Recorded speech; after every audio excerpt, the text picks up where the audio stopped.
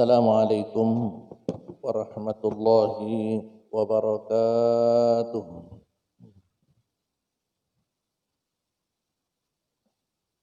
Alhamdulillahi rabbil alamin wal aqibatu lil muttaqin. Salawatullahi wa salamuhu ala sayyidil mursalin wa ala alihi wa ashabihi ila yaumiddin. Subhanaka la ilma lana illa ma 'allamtana innaka antal alimul hakim. Allahumma rzuqna ilma warzuqna fahma wa amalan salihan wa rizqan halala wa qalban khashi'a wa lisanan dzakira. Bapak-bapak, ibu-ibu sekalian yang rahimani wa rahimakumullah, mudah-mudahan Allah selalu memberikan rahmat, inayah, hidayahnya kepada kita semua. Mudah-mudahan Allah senantiasa memberikan karunia iman dan Islam yang selalu menancap di hati kita. Mudah-mudahan Allah Subhanahu wa taala mempertemukan kita di surga nanti kelak. Mudah-mudahan Allah bisa melunasi utang-utang kita semua. Makin kencang lagi.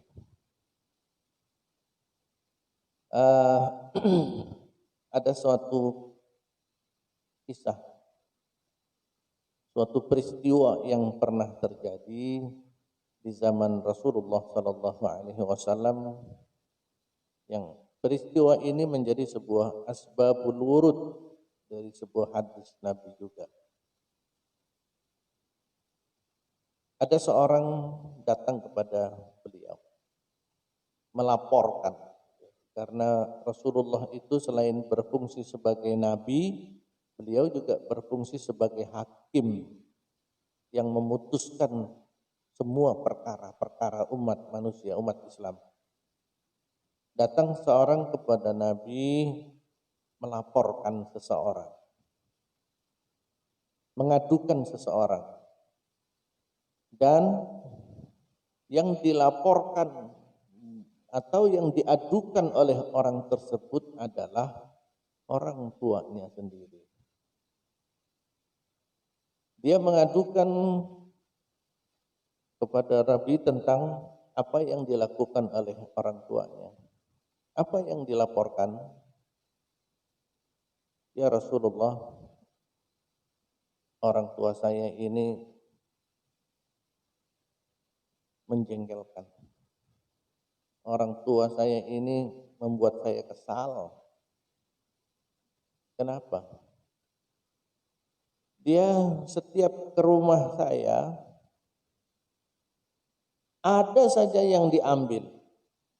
Kadang menggunakan barang tanpa seizin saya, kadang mengambil harta milik saya, kadang makan sesuatu yang saya juga tidak tahu, atau karena bahkan saya tahu. Pokoknya orang tua saya ini melakukan hal-hal yang tidak berkenan di hati saya. Dia selalu kadang-kadang ngambil harta, kadang-kadang menggunakan harta. Saya tidak rela ya Rasulullah apa yang dilakukan oleh orang tua saya itu. Kemudian Rasulullah setelah mendengar laporan pengaduan itu, dipanggil orang tuanya. Ya sudah, panggil terlapor. Pasti Rasulullah harus melihat, mendengar. Betul tidak laporan itu? Klarifikasi. Setelah orang tuanya datang, kemudian Rasulullah bertanya, betul nggak apa yang disampaikan oleh anakmu ini? Maka orang tua tersebut menjawab, benar ya Rasulullah. Benar ya Rasulullah. Kemudian Rasulullah bertanya, kenapa kau lakukan itu? Kenapa kau lakukan itu? Maka kata orang tua tadi, ya Rasul, dulu ketika dia masih kecil, aku telah memberikan yang terbaik buat anakku. Dulu ketika masih kecil dia, aku berikan sesuatu yang aku sendiri tidak merasakannya. Dulu ketika dia kecil, aku korbankan semua yang aku miliki untuknya ya Rasulullah. Dulu ketika dia masih kecil membutuhkan sesuatu, aku berikan hartaku untuknya ya Rasul. Itu jawab orang tua tadi. Setelah Rasulullah mendengar klarifikasi, mendengar alasannya, maka apa kata Nabi? Akhirnya Nabi memutuskan dan menyampaikan kepada sang anak yang melaporkan orang tuanya adalah anta wa maluka li abika. Anta wa maluka li abika. Dirimu dan hartamu itu milik orang tuamu. Coba. Keputusan Nabi membuat kaget sang anak. Jangankan hartamu, jangankan kekayaan yang kau miliki, dirimu itu adalah milik orang tuamu. Artinya kalau sudah ada keputusan itu, sudah ada pernyataan tersebut, orang tua memiliki semua harta yang ada pada anak. Artinya kalau orang tua mau menggunakan harta anak, itu bebas dan tidak terkena sanksi dan hukuman. Apakah orang tua mau menggunakan harta itu semuanya atau sebagian harta itu, izin atau tidak izin kepada anaknya, memberitahu anak atau tidak memberitahu anak, itu sudah sah secara hukum di hadapan Allah Subhanahu wa taala dan tidak bisa dipidanakan. Walaupun sebenarnya tidak ada, hampir tidak ada, kecil kemungkinan orang tua mau ngambil harta anaknya. Tapi fenomena yang terjadi adalah sebaliknya. Harta anak adalah milik orang tua, tapi harta orang tua bukanlah milik anaknya. Ya, kita perhatikan dalam Islam harta anak adalah milik orang tua dan harta orang tua bukanlah milik anak. Yang terjadi adalah orang tua merasa harta anak itu bukan miliknya dan anak juga biasanya menganggap harta anak bukanlah milik orang tua. Tapi sebaliknya, zaman sekarang harta orang tua adalah harta anak juga. Betul tidak? Seharusnya orang tua kalau mau ngambil milik anaknya, banyak atau sedikit, harta, kendaraan, kebun, kalau mau diambil orang tua, sah secara hukum. Tapi itu tidak dilakukan. Seharusnya dan tidak bisa dipidanakan. Sebaliknya, apabila ada seorang anak mau mengambil harta orang tua, jangankan mengambil harta yang banyak-banyak, sedikit saja di rumah orang tua, anak itu numpang sebenarnya. Itu bukan rumah anak, itu rumah orang tua. Makanan yang ada di rumah orang tua itu bukan milik anak, itu milik orang tua. Seharusnya anak harus izin dulu ketika mau makan. Pak, Ma, boleh enggak saya mau makan? Tapi prakteknya ada enggak anak yang izin orang tua ketika mau makan? Ingat Bu, dulu izin enggak? Lantak-lantak aja kan? Seharusnya izin. Tapi setiap orang tua ikhlas nggak ketika makanan yang dimakan oleh anak? Ikhlas nggak Pak? Ikhlas. Sebaliknya orang tua kalau mau makan, mau ngambil harta anaknya, ambil saja. Oh itu juga miliknya. Tapi adakah orang tua yang lantak ambil harta anaknya, makan, minum, sepuas-puasnya seperti itu? Ada nggak? Nggak ada. Inilah yang sering disebut dengan fenomena terbalik antara teori dan kenyataan. Itu sudah tidak sinkron lagi karena ketidaktahuan umat Islam, karena ketidakpahaman umat Islam, dan karena informasi ini juga tidak nyampe di sekolah-sekolah pelajaran, sehingga terbentuklah sebuah pemahaman yang keliru, sehingga terbentuklah sebuah perlakuan yang keliru, adab dan akhlak yang keliru antara anak dan orang tua. Seharusnya ketika anak datang ke rumah orang tuanya, apalagi sampai ngambil ayamnya orang tua, itu sebenarnya merupakan kriminalisasi, kriminal, perbuatan jahat dan pencurian. Apalagi seorang anak ngambil ayam di rumah orang tua, dia pikir itu hartanya, padahal itu milik orang tua. Apakah orang tua melaporkan anaknya telah mencuri? Nggak ada. Ngambil ATM orang tua, diambil uangnya, itu sebenarnya pencurian, dan itu harus dipidana dan bisa dipotong tangannya kalau orang tua ingin melaporkan. Tapi apakah itu dilakukan oleh orang tua? Tidak.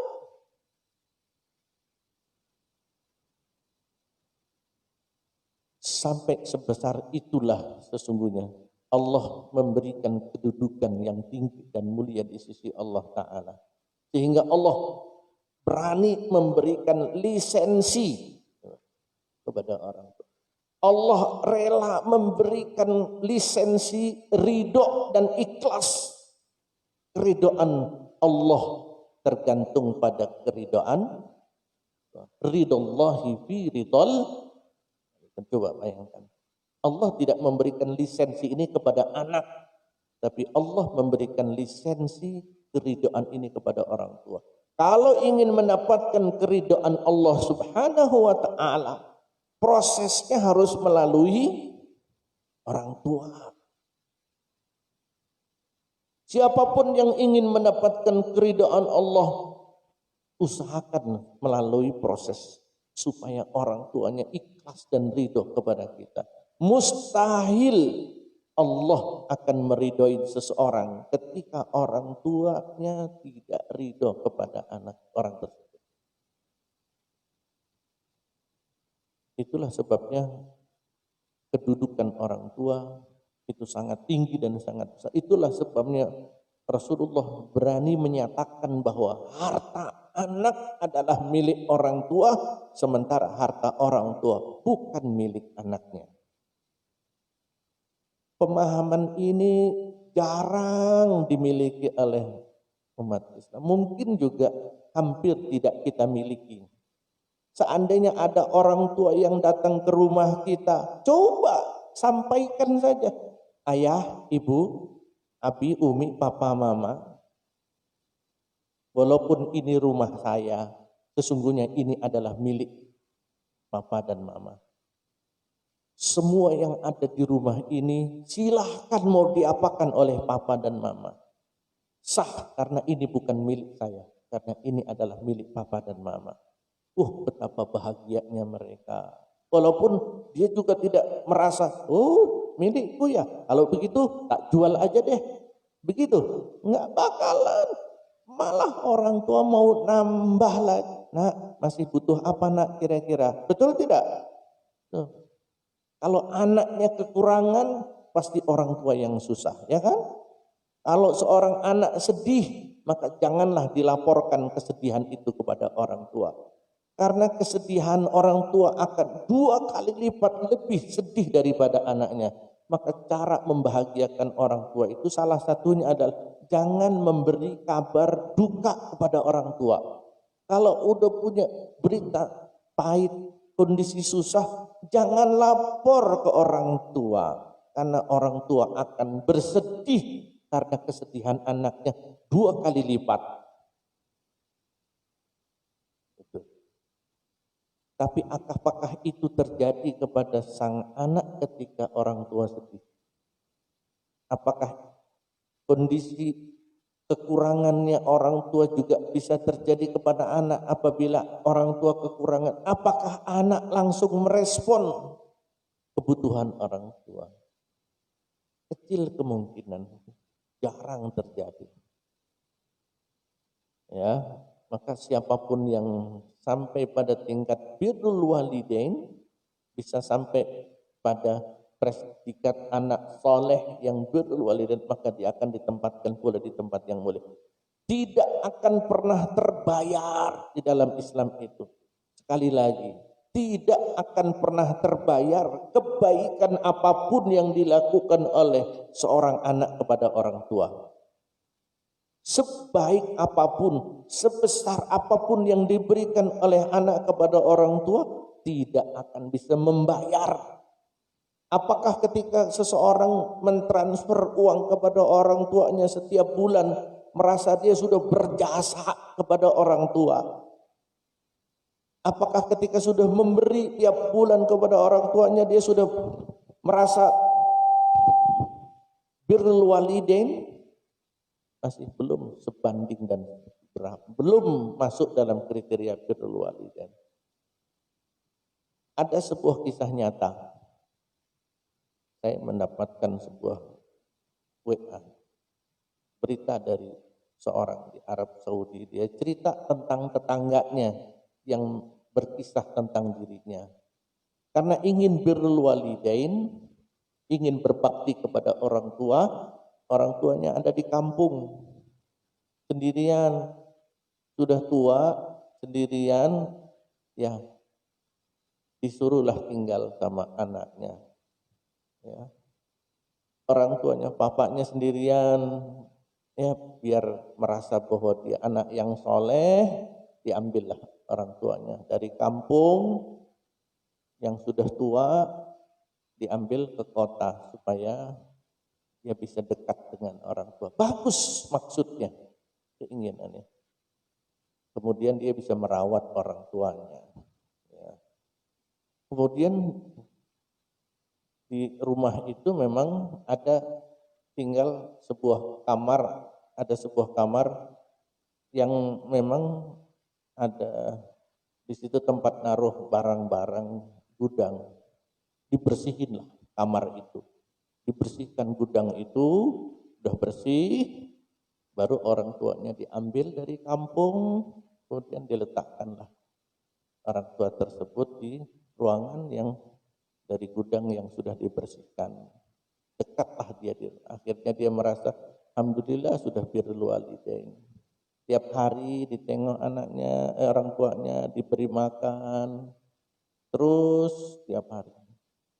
Beberapa hari kemudian ngobrol-ngobrol, orang tuanya sudah tidur di kamar yang sudah dibersihkan itu. Kemudian dia punya anak kecil-kecil, ngobrol di ruang tengah sambil ngobrol-ngobrol gitu. Sang anak kecil itu nyeletuklah ya, komentar terhadap datuknya, tentang datuk atau kakeknya. Papa, mama, nanti kalau papa mama sudah tua, aku taruh di gudang ya kayak kakek ya. Polos sang anak. Papa mama nanti kalau sudah tua, aku taruh di gudang ya. Apa yang dilakukan terhadap orang tuanya langsung tercapture.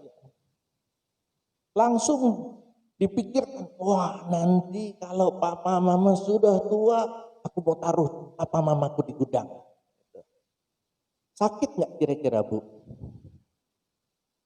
Langsung saat ketika anaknya bilang begitu, dia langsung ambil itu orang tuanya. Dipindahkan dari gudang, dari bekas, namanya bekas gudang. Dipermak kayak apapun tetap namanya. Coba mana ada gudang yang mewah? Mungkin gudangnya Raffi Ahmad kali ya. Tapi sehebat-hebatnya gudang, tempat menyimpan barang, di mana tempatnya di pojok, kecil. Kita pun juga tidak rela kalau kita ditaruh di bekas gudang. Akhirnya ditegurlah sama anak yang sebenarnya anak itu tidak bermaksud menegur orang tua. Nanti kalau sudah tua aku taruh di gudang juga ya Maya. Ya Pak ya. Anak tidak merasa berdosa karena memang itu yang dilakukan oleh dia.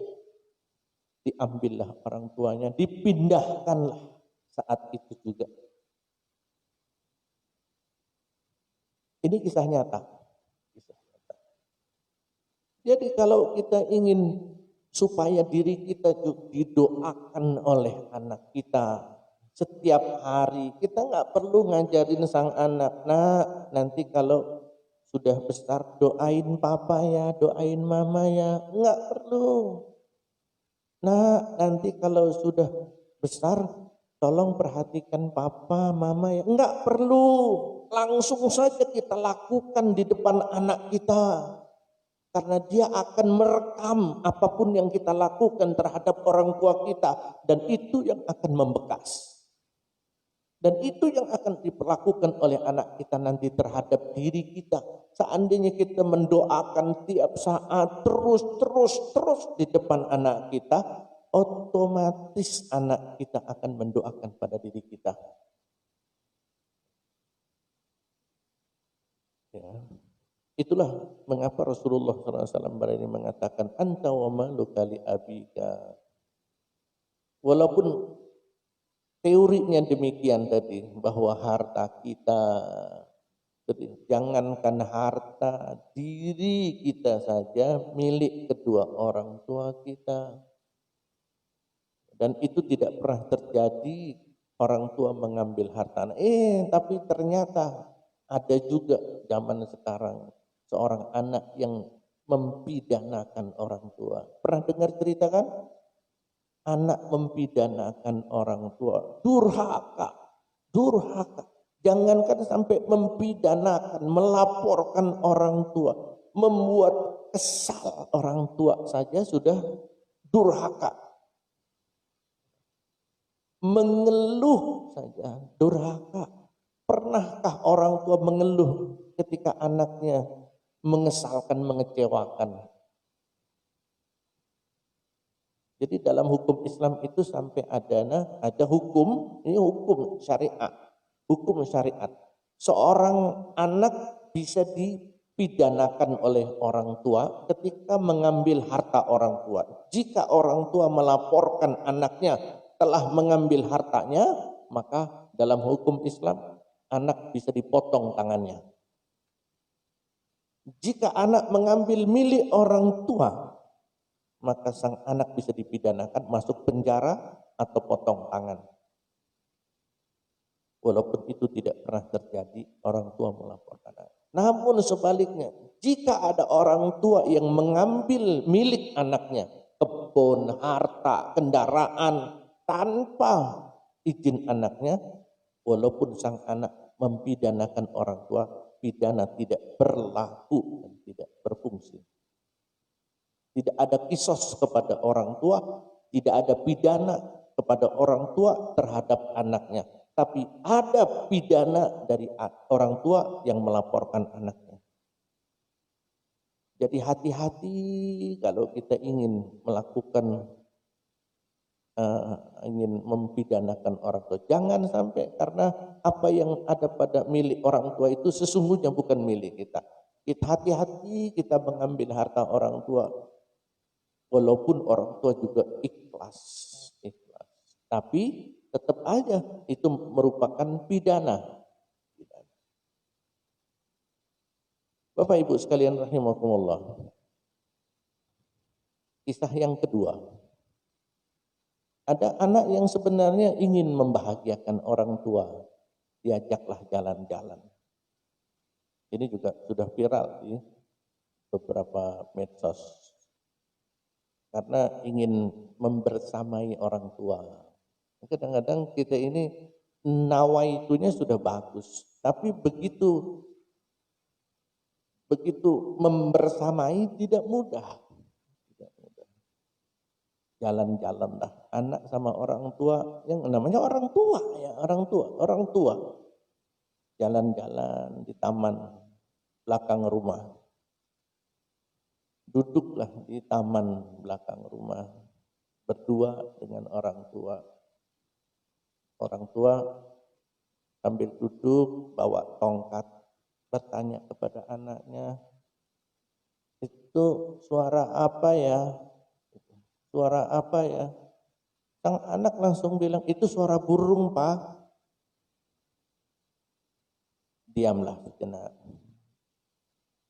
Dengar suara, itu suara apa ya?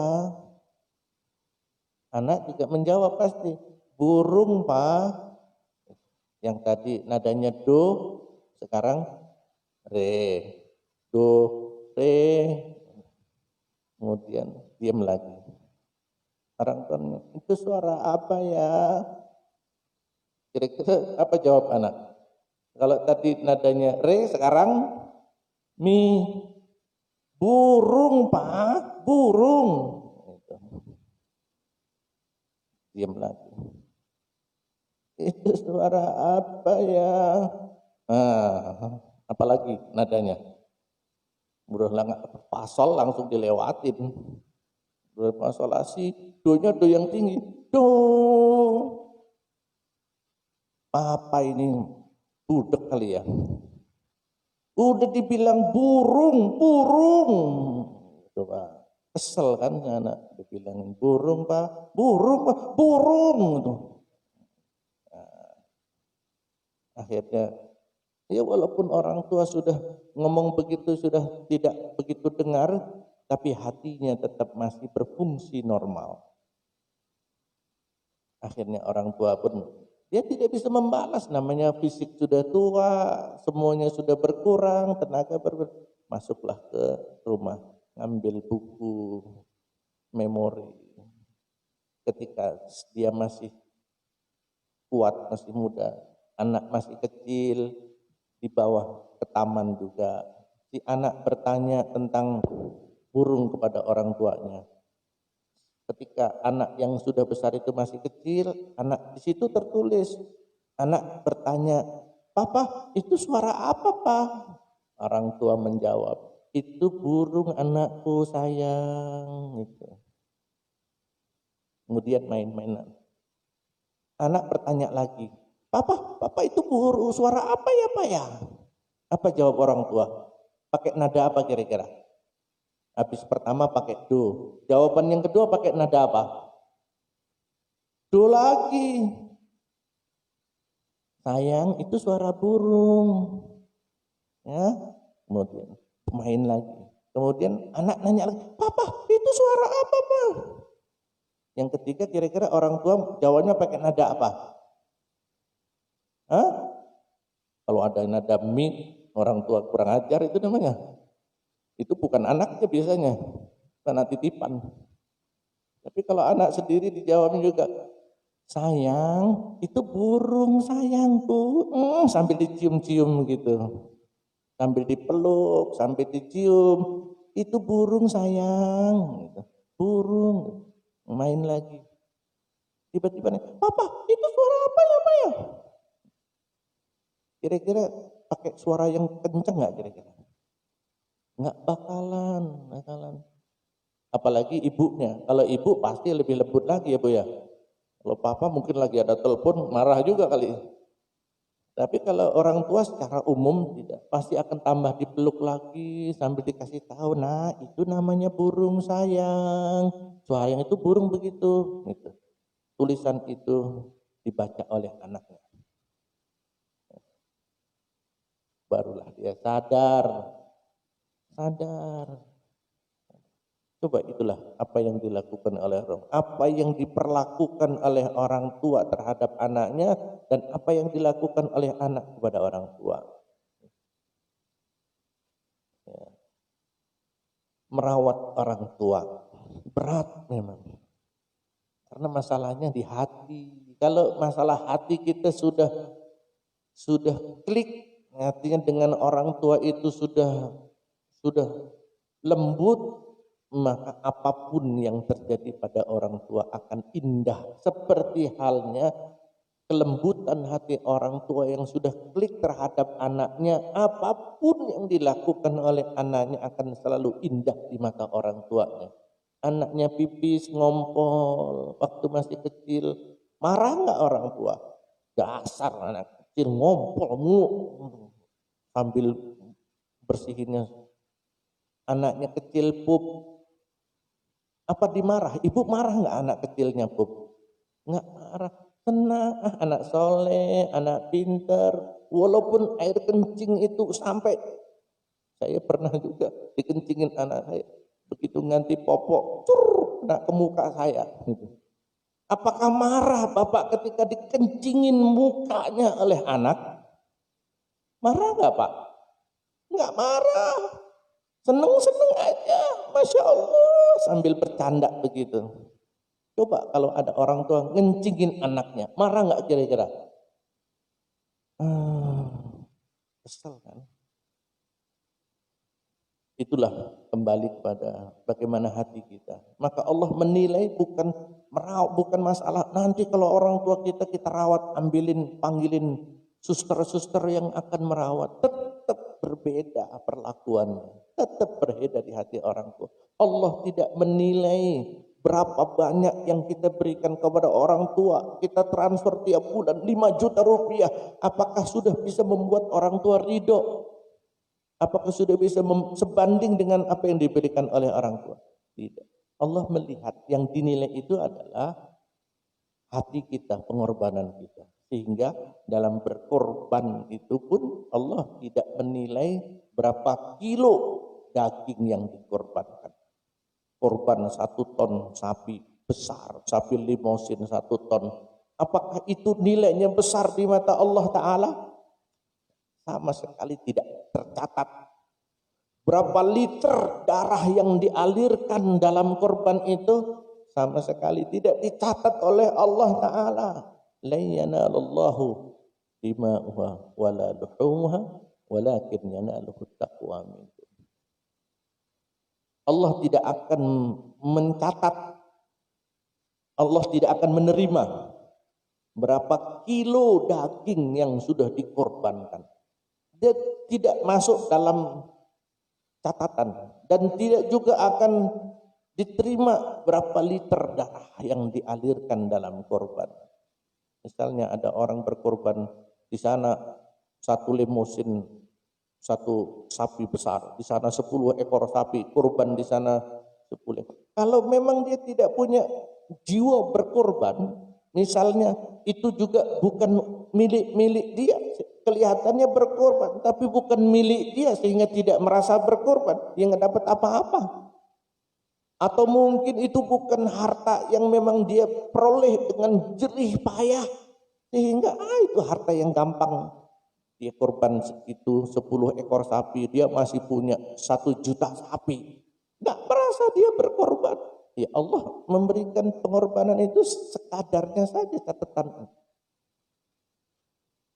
Tapi Allah yang menilai itu berat nggak pengorbanan itu. Sama ibu bapak datang ke masjid untuk mendengarkan, mendapatkan talabul ilmi, berat. Semakin berat langkah kaki menuju masjid, makin besar pahalanya di hadapan Allah Subhanahu wa Ta'ala. Seperti yang pernah saya ceritakan peristiwa 2012, seorang pemulung sampah yang viral itu kan, yang bernama Mak Yati. 2.000 rupiah ditabung tiap hari, 2.000, 1.000, 2.000, 1.000. Pemulung yang tinggal di TPA, tempat pembuangan akhir, kardus-kardus menjadi tempat tinggalnya. Uang 2.000 rupiah itu berharga sekali, ditabung, ingin berkorban, terus bertahun-tahun dikumpulkan. Akhirnya sudah menjelang hari raya Idul Adha, dia buka. Ternyata bisa untuk membeli 2 ekor kambing. Karena semangatnya bertahun-tahun itu besar, maka terkumpullah. Walaupun dia sendiri butuh, orang yang tinggal di gubuk-gubuk di pinggiran sampah, pembuangan sampah itu, dengan uang sekitar 5 juta, butuh nggak itu Bu? Butuh sekali, jangankan 5 juta, 100.000 aja nilainya besar sekali. Tapi dengan perjuangan bertahun-tahun, akhirnya dibelilah ke pasar, dia dapat 2 ekor kambing. Dia beli sendiri ke pasar, dia bawa itu kambing ke tempat Masjid Al-Ittihad Tebet Jakarta, diserahkan kepada panitia, Pak saya mau berkorban. Oh iya sini bu, namanya siapa yang korban? Kata maknya, saya Pak. Hah? Gak percaya panitia. Pemulung pakai baju rombeng, bawa 2 ekor. Dari siapa bu? Saya Pak. Bu, yang benar ini dari siapa? Milik siapa ini kambing? Milik saya Pak. Kaget lagi. Ibu dapat dari mana? Ini tabungan saya Pak. Saya nyicil tiap hari nyisihkan uang 1.000, 2.000. Sekian tahun, bertahun-tahun lamanya Pak. Akhirnya uang itu diceritakanlah. Saya buka dan ternyata bisa membeli 2 ekor kambing. Dan sekarang saya berkorban Pak. Panitia pun tertampar dengan cerita Mbak Yati ini. Akhirnya dicatat oleh panitia dan ada yang memfoto Mbak Yati bawa kambing itu tadi. Dimasukkanlah ke dalam medsos Facebooknya. Akhirnya viral. Perjuangan pengorbanan seorang Mbak Yati 2 ekor kambing itu berharga sekali. Akhirnya Allah memberikan karunia kepada Mak Yati. Coba. Belum nanti di akhirat. 2 ekor kambing bagi seorang pemulung itu besar. Allah langsung berikan hadiah. Begitu viral di Facebook, langsung datanglah sumbangan dari Menteri Sosial. Tapi Menteri Sosial yang dulu,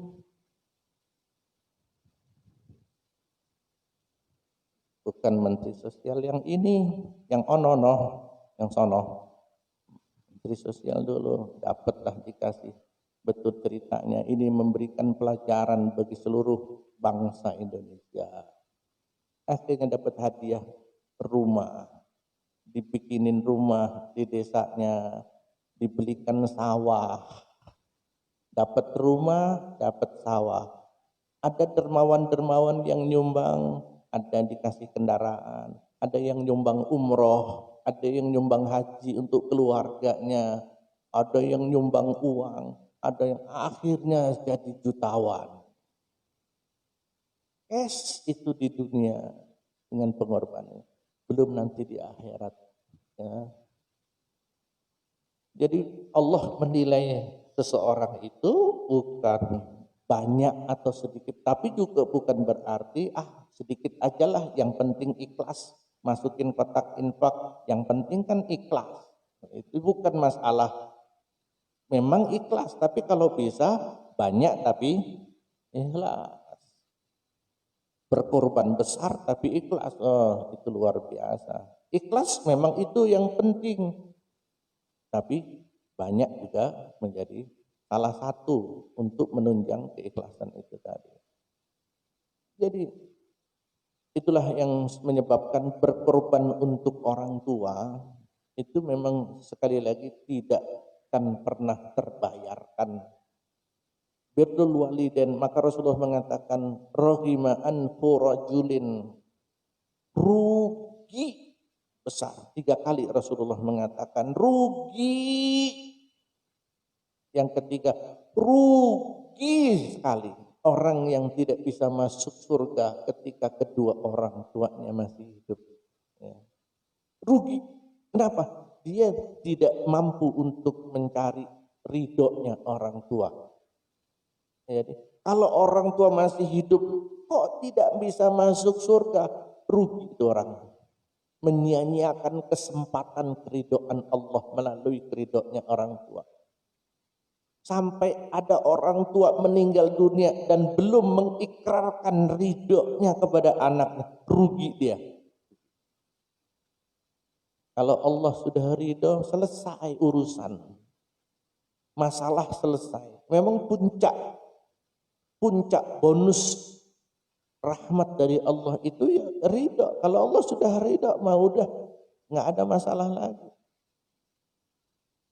Jadi sehebat apapun kita beribadah ke masjid, qiyamul lail, puasa, tilawah Quran, infak dan sedekah, tapi orang tua tidak ridho, berbahaya.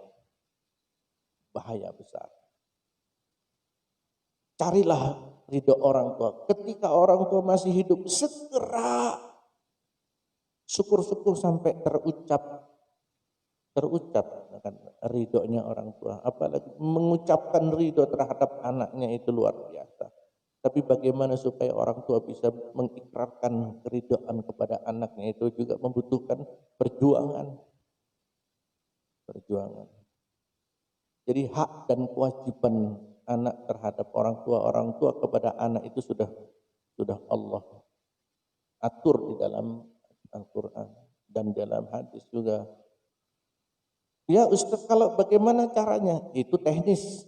Bagaimana membuat orang tua ridho itu teknis, dan biasanya orang tua juga tidak berpikir masalah harta sama sekali. Kita menjadi orang tua saat ini, tapi pada saat yang sama kita juga menjadi seorang anak. Jadi bagaimana caranya orang tua ridho? Terserah teknisnya. Masing-masing punya kondisi yang berbeda-beda.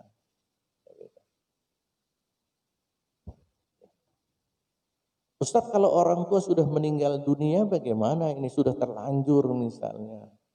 Belum sempat untuk mencapai keridhaan orang tua. Mungkin dulu belum pernah mendapatkan tausiah seperti ini. Mungkin dulu belum pernah mendengar hadis tentang anta wa maluka li abika. Belum pernah mendengar informasi ini sehingga perlakuan kita mungkin anak terhadap orang tua belum seperti ini. Dan sudah terlanjur meninggal dunia. Apa yang bisa kita lakukan?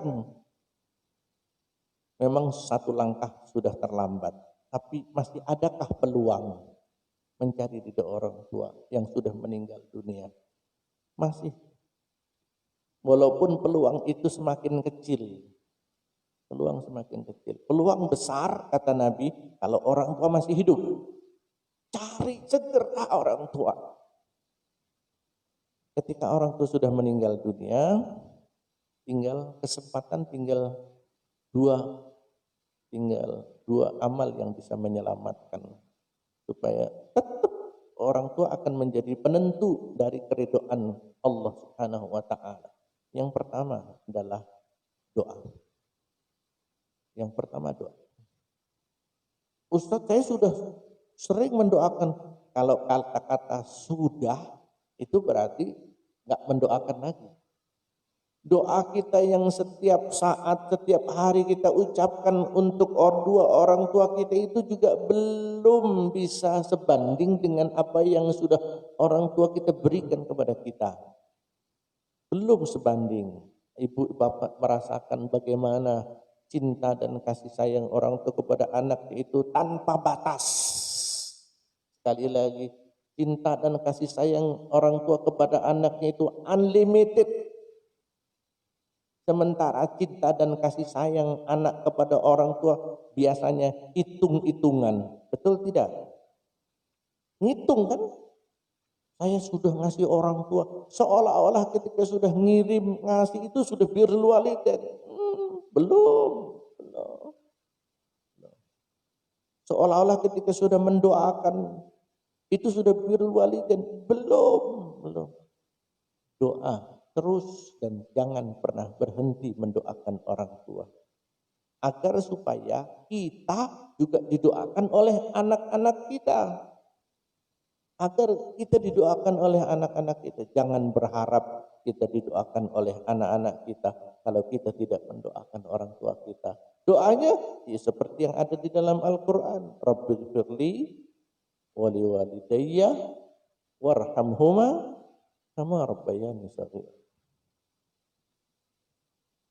Terus doakan untuk orang tua ampunan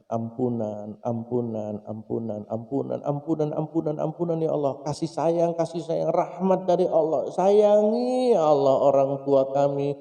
kasihi orang tua kami, ampunilah orang tua kami, terus, dan jangan berhenti. Mudah-mudahan doa itu bisa menggantikan perbuatan dosa-dosa kita kepada orang tua.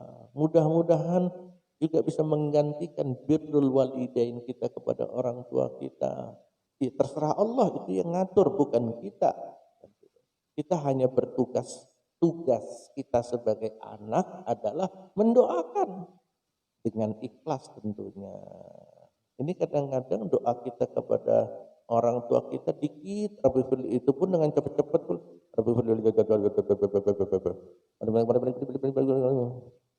Tapi ketika kita mendoakan untuk kita sendiri, ya Allah, kencang, jelas. Ketika doa sama orang untuk orang tua kita, jangan. Doa terus dan jangan berhenti. Yang kedua, apa yang bisa kita lakukan untuk birrul walidain untuk orang tua kita adalah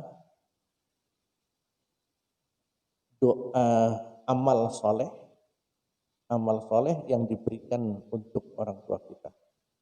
Infak, sedekah, umroh, haji, bayar hutang, apa yang bisa kita berikan berupa materi dan amal soleh untuk diberikan kepada orang tua.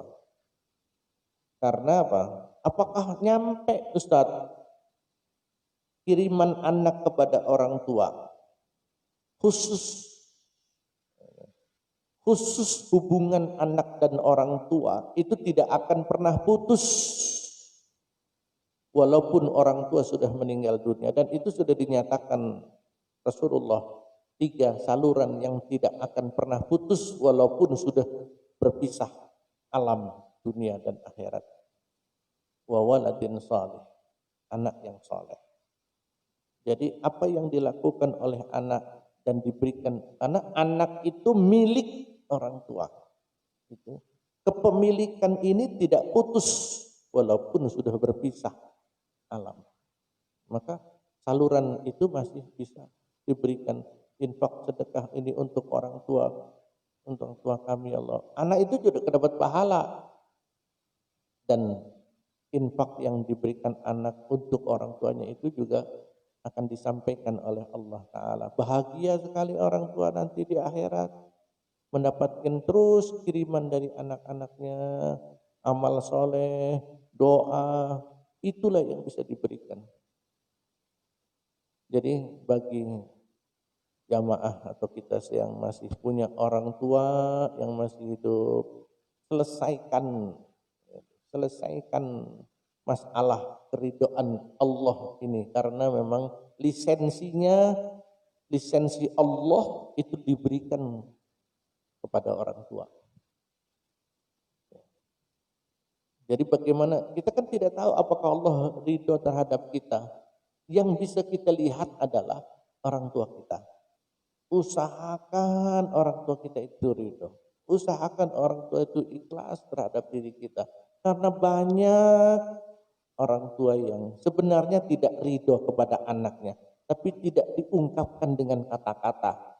Cuma di dalam hati saja, ya Allah, anakku kok kayak begini, ya Allah. Menjerit saja, walaupun tidak terucap. Itulah yang perlu kita perhatikan, kasus-kasus ketika dulu zaman Rasulullah kejadian. Dan ini menjadi pelajaran bahwa walaupun fitrah anak kepada orang tua demikian, tapi bagi orang mukmin yang memahami tentang hak dan kewajiban anak itu harus dituntaskan. Karena lagi-lagi teorinya begitu, teorinya adalah harta kita, diri kita, milik orang tua kita. Apapun yang diberikan, apapun yang diambil oleh orang tua kita, harus kita ikhlaskan. Tadi saya sampaikan, syukur-syukur orang tua datang ke rumah kita, papa mama silahkan, ini milik papa mama semuanya, mau diapain silahkan, mau dipakai silahkan, mau diambil silahkan. Itu orang tua juga tidak akan mengambil tapi keridhaan, puas dia terhadap apa yang dilakukan oleh anaknya. Berikan yang terbaik untuk orang tua, insya Allah Allah akan memberikan yang terbaik untuk diri kita. Mungkin ada pertanyaan, komentar, masukan, saya persilahkan. Monggo Bapak dulu, Bapak Ibu dulu, silakan.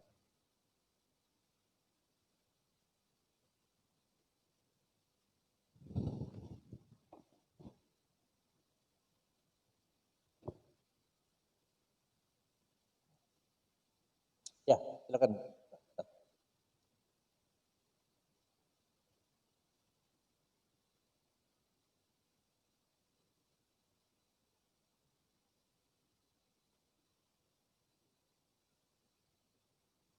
Ya, ya,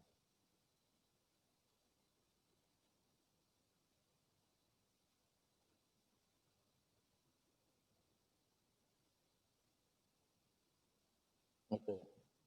Ya, ya, ya. Istilah tergadai. Istilah tergadai itu betul memang, tapi tidak sampai sejauh itu.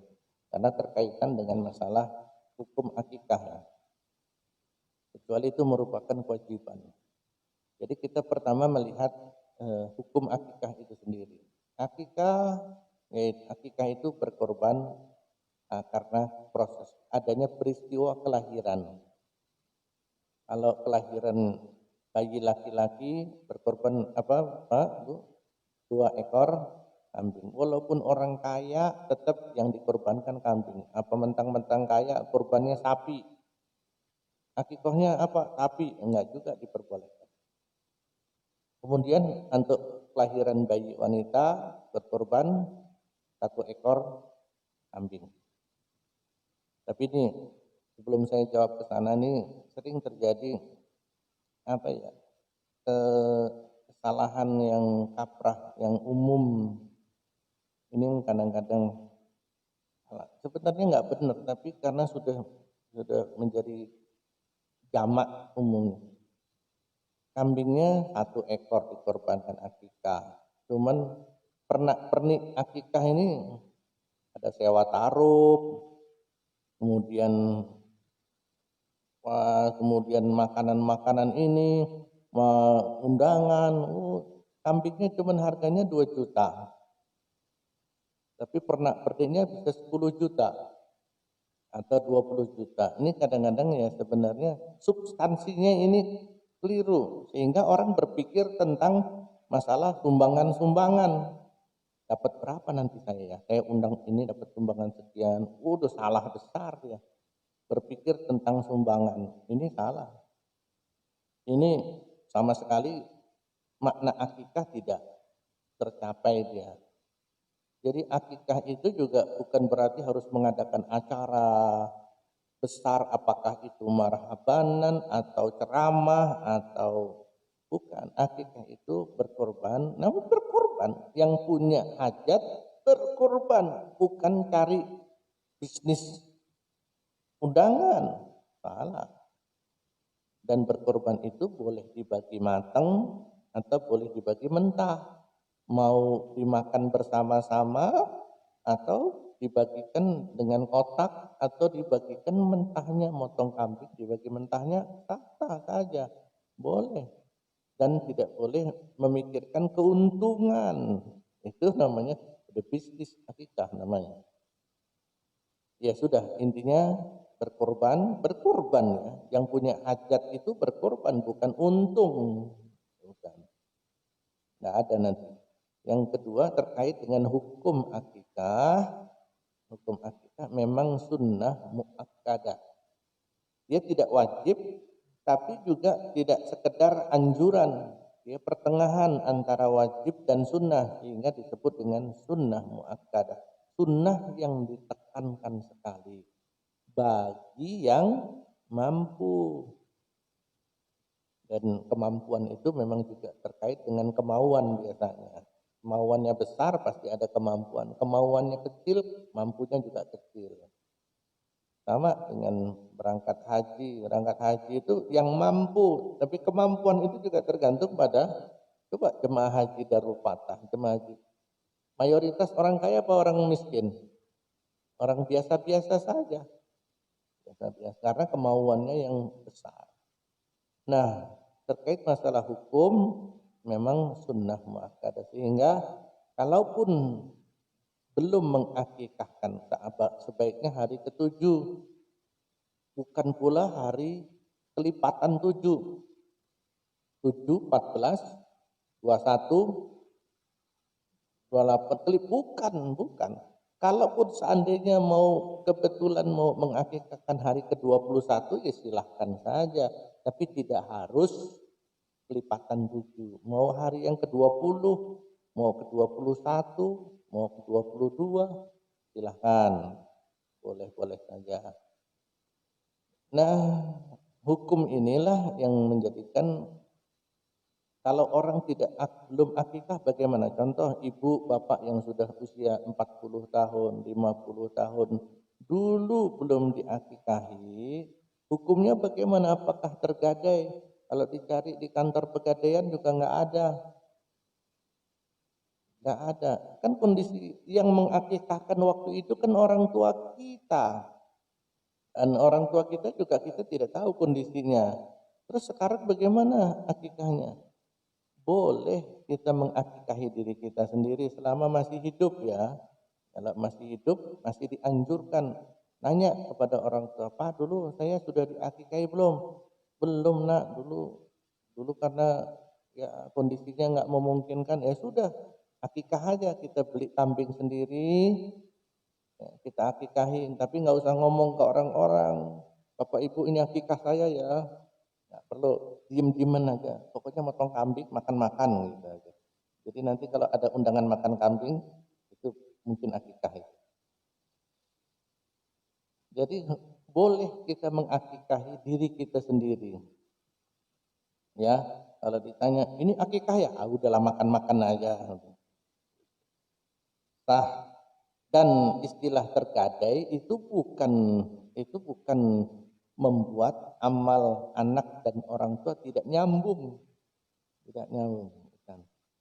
Jadi anjuran yang sangat ditekankan itu kadang Rasulullah menggunakan bahasa-bahasa yang hiperbola. Contoh seperti kalau sudah ada azan dan selesai dikumandangkan qomat, sudah qomat, maka aku akan menyuruh petusan untuk melihat rumah-rumah orang yang tidak berangkat ke masjid. Kalau dia masih di rumah, sudah qomat, masih di rumah, aku akan suruh bakar rumah-rumah itu. Kelihatannya kejam dan sadis. Kalau ada qomat, kok masih ada yang di rumah, laki-lakinya, bakar itu rumahnya. Tapi itu kan tidak pernah terjadi. Hanya menunjukkan bahwa sholat berjamaah ke masjid bagi laki-laki itu hukumnya sunnah muakkadah, anjuran yang sangat tekankan sekali. Tapi tidak pernah terjadi seperti itu. Jadi istilah itu menunjukkan tergadai, itu menunjukkan betapa dianjurkannya akikah itu. Jadi bukan hukumnya harus berlaku seperti itu. Jadi tetap hubungan anak dan orang tua itu walaupun belum diakikahi atau tidak diakikahi, tetap masih berlaku hubungan warisan, hubungan ikat darah. Jadi masalah hubungan doa dan kirim pahala itu juga masih terjadi. Jadi tapi akikah tetap dianjurkan, baik ketika masih bayi ataupun sudah dewasa. Ya, itu istilah tergadai yang bisa dimaknai sangat ditekankan sekali. Insya Allah. Mungkin ada teman lagi, silakan.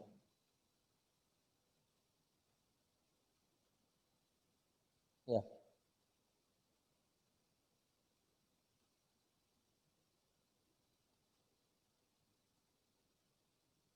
ya,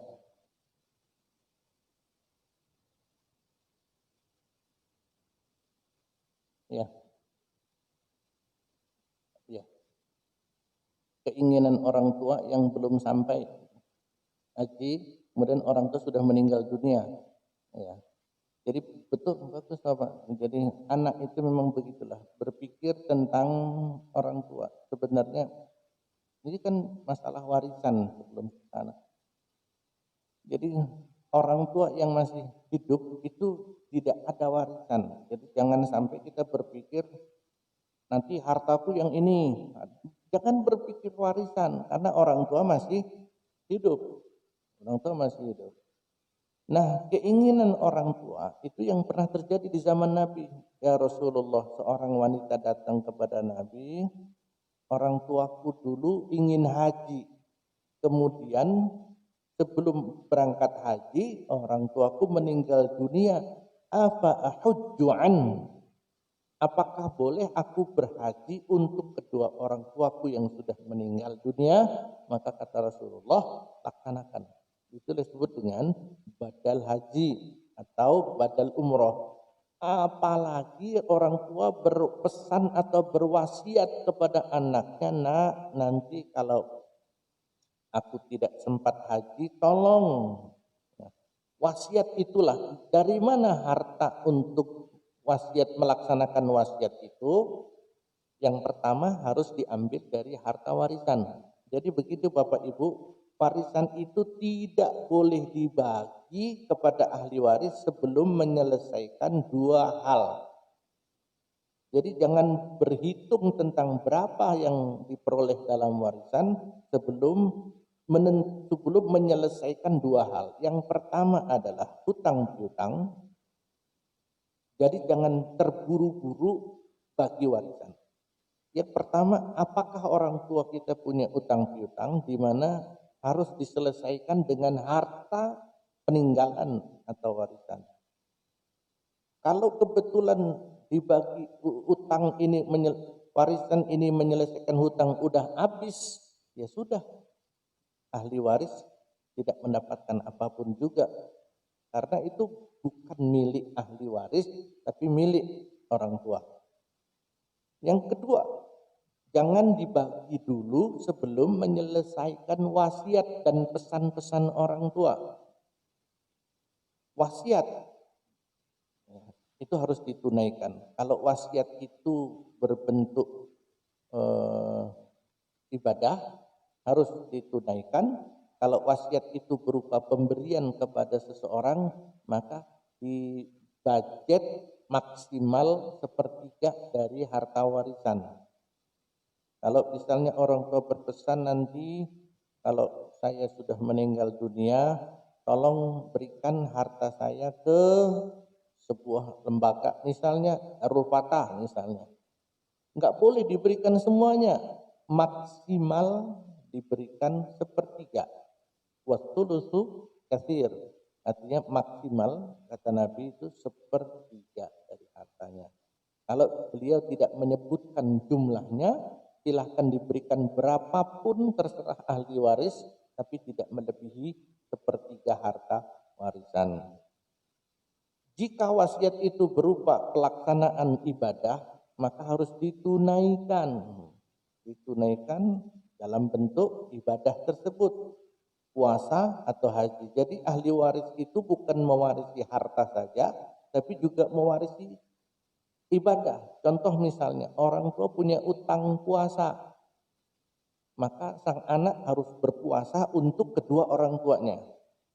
Orang tua punya utang utang fidyah misalnya, fidyah. Berapa hari orang tua harus bayar fidyah? Bertahun misalnya 5 tahun orang tua tidak puasa kemudian harus membayar fidyah, maka sang anak harus menghitung berapa fidyah yang harus diberikan oleh untuk orang tuanya dari harta orang tuanya. Syukur-syukur, inilah lagi-lagi, syukur-syukur diberikan dari hartanya. Mengingat hadis yang tadi, anta wa maluka li abika, dirimu dan hartamu adalah milik orang tua. Artinya kalau orang tua hartanya sudah tidak bisa lagi untuk diberikan untuk ibadah, bayar diat atau untuk pelaksanaan haji, ya harta anaknya harus untuk menyelesaikan fidyah atau haji tadi. Karena pada hakikatnya harta anak adalah milik orang tua. Tapi biasanya orang tua punya warisan. Mikirin sampai seperti itu. Dan digunakan dulu untuk menyelesaikan wasiat, untuk membayar hutang piutang, baru dibagi harta warisan itu. Jadi wasiat tetap dilaksanakan, haji harus dilaksanakan oleh ahli warisnya yang disebut dengan badal haji. Tapi hati-hati, badal haji juga ya kadang-kadang ini dipergunakan oleh orang-orang yang tidak punya tanggung jawab. Jadi milih-milihlah membadalkan haji kepada orang-orang yang dipercaya atau lembaga yang bisa dipercaya. Insya Allah. Syukur-syukur anaknya sendiri yang menghajikan. Bapak Ibu, nggak usah dibadalin orang lain. Kita sendiri yang berangkat haji. Tapi syaratnya harus sudah haji.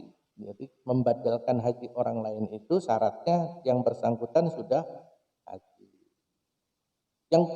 Yang tadi saya sampaikan, Ustadz saya sudah umroh dan saya umrohkan orang tua. Bagus.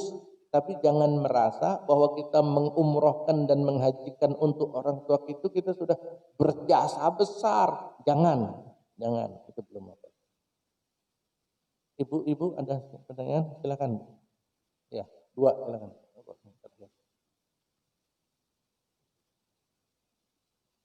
Warahmatullahi wabarakatuh. Silakan. Ya.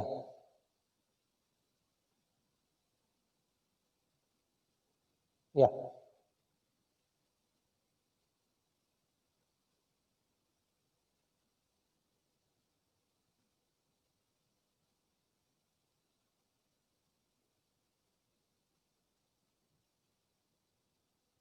Oh, ya. Ini mesti yang menjelaskan harus petugas haji nih nanti. Nggak apa-apa. Jadi contoh saja Bu ya. Nggak harus di Darul Fatah juga nggak apa-apa. Tapi Darul Fatah juga membuka peluang badal haji. Jadi ibu berangkat haji misalnya, atau ibu tidak berangkat haji misalnya dalam kondisi. Jadi nanti begini. Nanti di badal haji itu contoh di sini berapa badal haji? Angkanya. Nanti mungkin petugas haji yang akan menyampaikan. Contoh misalnya anggap aja misal aja 10 juta misalnya. Nanti uang 10 juta ini dari sini akan dibawa ke sana dan biasanya kita punya mahasiswa, ada mahasiswa yang itulah memang kerjaan mahasiswa untuk menghajikan orang-orang. Nih ada uang untuk operasional, maka silahkan digunakan, tolong kamu berhaji untuk almarhum orang tua saya. Andaikan kita berangkat atau tidak berangkat bisa dititipkan kepada orang lain. Tadi saya sampaikan memang yang paling baik itu anaknya sendiri, karena anak kan tidak berpikir untung dan rugi kan, insya Allah ikhlas. Walaupun sah juga menitipkan badal haji kepada orang lain, sah juga. Jangankan haji Bu, nitip nikah aja boleh kok Bu. Tolong nikahkan saya ya, saya nggak bisa hadir. Titip. Jadi misalnya ada orang, saya mau nikah tapi saya nggak hadir, titip ya, nanti kamu terima nikahnya untuk aku ya. Nikah aja boleh Bu. Jangan sampai begitu ngeliat calonnya cakep, nggak disampaikan. Saya terima nikahnya untuk saya, harusnya untuk dia. Jadi boleh nanti di sini juga ada proses bagaimana badal haji. Biasanya dititipkan kepada, karena kenapa lebih murah? Karena memang dia tidak terikat dengan transportasi perjalanan pulang pergi, living cost di sana, sehingga cukup untuk operasional mereka yang sudah stay di sana. Silakan terakhir Ibu. Ya.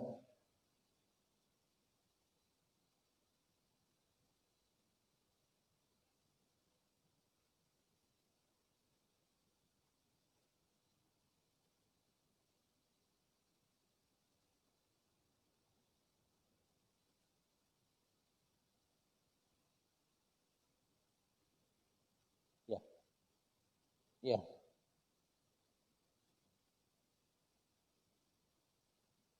Ya. Baik. apapun yang terjadi pada orang tua, si anak tetap tidak bisa protes. Ya, ya. Mengapa? Memang macam-macam orang tua mendidik anaknya, tapi kewajiban anak pada orang tua melekat.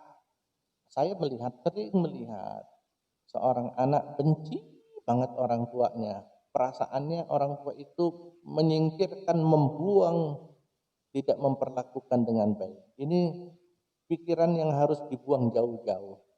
Pikiran yang harus dibuang jauh-jauh. Jadi apakah nanti ini gara-gara orang tua kemudian orang tua harus mendapatkan perlakuan yang sama dengan anak? Itu mungkin terjadi, tapi anak tetap punya tugas dan kewajiban birrul walidain apapun yang terjadi pada orang tua kepada kita. Enakan orang tua dong? Enggak, nanti urusan hitung-hitungannya Allah yang ngatur. Bukan mentang-mentang jadi orang tua, terserahlah, pokoknya aku ngikut anak saja. Allah juga punya perhitungan tersendiri kepada orang tua. Apakah tugas orang tua sudah dilaksanakan dengan baik? Fa abawahu yuhawwidanihi au yunassiranihi au yumajjisani. Jadi orang tua itu akan mewarnai anak apakah dia menjadi seorang majusi, menjadi seorang Nasrani atau menjadi seorang orang-orang kafir. Orang tua punya peranan itu dan itu akan dimintai pertanggungjawaban oleh Allah. Sudahkah orang tua mendidik anaknya? Itu wilayah orang tua. Jadi tidak boleh kita ikut terlibat dalam memvonis orang tua. Itu wewenang Allah terhadap orang. Sedangkan tugas kita adalah birrul walidain. Bahkan orang tua kita kafir, maaf sekali lagi saya ucapkan, orang tua kita non muslim atau kafir pun, kebetulan kita mendapatkan hidayah menjadi orang Islam dan mendengar kalimat-kalimat ini, tetap kewajiban anak kepada orang tua harus birrul walidain. Satu yang tidak diperbolehkan kalau anak dan orang tua itu berbeda agama, yaitu mendoakan ampunan. Mendoakan ampunan. Mohon maaf, orang tua kita kafir saja masih harus birrul walidain, apalagi orang tua kita Islam. Cuman hubungan anak dan orang tua ini yang tidak boleh adalah ampunilah orang tua saya yang kafir, itu yang tidak boleh. Tapi membuat nyaman ridhonya orang tua itu wajib bagi siapa? Bukan bagi orang tua, tapi bagi sang anak. Tapi masalahnya, masalah hitungan kenapa orang tua kita tidak memperlakukan kita dengan baik, itu wilayahnya Allah kepada orang tua kita. Dan itu juga bisa menjadikan keridhaan orang tua kita kepada kita, sekalipun orang tua kita tidak memperlakukan kita dengan baik. Insya Allah itu juga bisa menyelamatkan kita dan mungkin bisa memberikan syafaat dan pertolongan untuk orang tua kita. Tapi sekali lagi, sejahat-jahatnya atau mungkin sekasar-kasarnya orang tua, mereka punya kasih sayang yang secara fitrah dan naluri tidak akan pernah putus. Ya kebetulan aja latar belakang orang tua kita, kehidupan orang tua kita, yang menurut kita mungkin kurang. Tapi yakinlah, orang itu tidak akan memberikan yang termahal kepada kita, tapi memberikan yang terbaik untuk anak-anaknya. Jadi biarlah itu wewenang Allah, tapi tugas kita tetap harus birrul walidain. Wallahu a'lam bishawab. Satu lagi. Kenapa?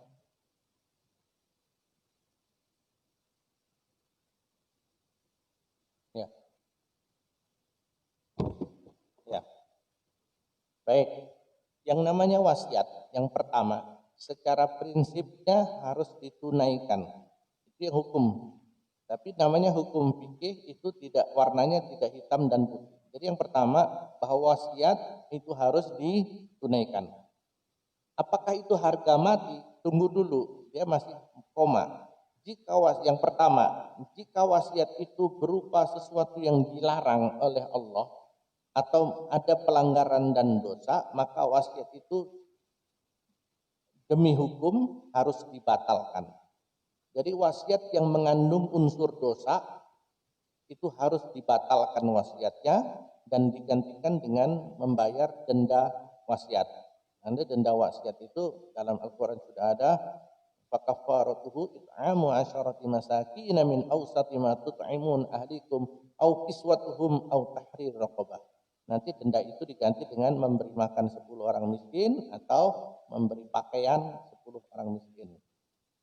Itu pembatalan sumpah, pembatalan wasiat, pembatalan untuk membatalkan sumpah-sumpah dan wasiat. Tapi kalau wasiat itu tidak ada unsur dosanya, wajib untuk ditunaikan. Wajib untuk ditunaikan. Nah, sekarang kondisinya begini. Nah, mungkinkah wasiat itu ditunaikan? Tinggal kemungkinan. Kalau wasiat itu mungkin ditunaikan, harus ditunaikan. Tapi kalau wasiat itu tidak mungkin ditunaikan karena sesuatu dan lain hal, maka wasiat itu boleh tidak ditunaikan. Contoh misalnya, wasiat ketika nanti kalau saya meninggal dunia, tolong makamkan saya di Mekah ya. Makamkan saya di Mekah ya. Ya mungkin ada yang terjadi begitu. Karena kalau makam jenazah dibawa ke Mekah kan tidak mungkin. Tapi mungkin Allah akan berkehendak lain. Mungkin dia waktu umroh, saya pernah punya kawan pernah ngomong, ya Allah kepingin saya meninggal di Mekah ya Allah. Inginnya meninggal di Mekah. Allah antarkan beneran dia. Begitu haji sudah, kemudian umroh dia. Berangkat sama saya sudah, umroh yang berikutnya nggak pulang dia. Akhirnya betul keinginannya terlaksana. Ustadz, tapi kalau dia pesannya, tolong nanti kalau saya meninggal dunia, makamkan saya di kampung saya. Pas di Mekah dia meninggal dunia, suruh nganter ke sini. Juga susah juga. Orang pada bikin mati di sono, dia minta di kampung lagi. Ya, walaupun sebenarnya mati di mana saja itu sama saja. Meninggal itu Bapak Ibu sekalian, jadi mohon maaf juga jangan terlalu mempersulit diri dan mempersulit keluarga. Kalau pesen jangan sampai nanti kalau saya meninggal dunia tolong saya dimakamkan di Gunung Semeru misalnya. Udah mati aja mempersulit orang lain. Kayak mana kalau masih hidup? Matinya nyusahin. Jangan. Apakah di tempat tertentu dimakamkan itu lebih mulia? Tidak ada sedikit pun apalagi dalam Islam. Tidak ada, malah nyusahin. Jadi kalau pesen makam, jangan jauh-jauh lah. Udah pokoknya di mana, misalnya kita di Bandar Lampung, begitu kita dalam perjalanan ke Sulawesi misalnya meninggal di sana, ya udah kubur aja di sana. Nanti ketemu juga kok di alam barzah sama malaikat. Malaikatnya juga sama yang itulah.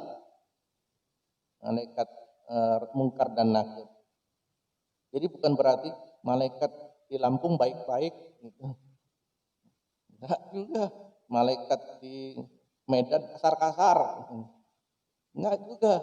Jadi sama mungkar nakir. Jadi tidak usah mempersulit. Jadi kalau wasiat yang gampang-gampang aja, yang happy-happy, maksudnya yang ibadah-ibadah, jangan yang susah-susah. Jadi mau makam di mana saja tetap sama. Tapi masalah, bolehkah kita membuat makam sekarang Ustadz? Boleh, bagus. Saya berpesan malah kalau misalnya Bapak Ibu sudah punya makam, bikin, buat aja. Tapi jangan bikin-bikin doang, sering-sering ditengok makamnya. Boleh. Jadi misalnya sudah punya di kampung punya pemakaman. Pak, saya pesan di sini Pak ya, tapi kayaknya jarang ada yang berani kayaknya. Kadang itu rumah yang pasti akan, saya di sini ya, tolong dibuatin sekarang. Boleh dibuat sekarang. Sering-sering ditengok tapi tengok. Jangan cuma pesen-pesen aja kagak ditengok-tengok. Cuma. Karena zaman sahabat pun juga ada yang dia tuh ingin ngecas. Kalau HP itu ngedrop cas. Ini ngecas iman pun juga bisa dengan kuburan. Bikin galian kuburan di belakang rumah. Boleh. Jadi kalau iman kita lagi ngedrop, itu masuk kita ke kuburan yang kita buat sendiri, sudah suruh nutup aja di atasnya. Oh, langsung charger itu buktikan aja nanti kira-kira. Insya Allah itu cepat ngecas iman kita. Itu ada yang dengan cara seperti itu. Nggak usah pakai kalimat-kalimat dengerin tausiah, langsung aja masuk ke kuburan, suruh nutup. Tapi jangan diuruk, ditutup aja. Itu sudah luar biasa kita langsung iman kita langsung naik. Boleh dipraktekkan. Sementara itu dulu. Subhanakallahumma wa bihamdika asyhadu an la ilaha illa anta astaghfiruka wa atubu ilaik. Assalamualaikum warahmatullahi wabarakatuh.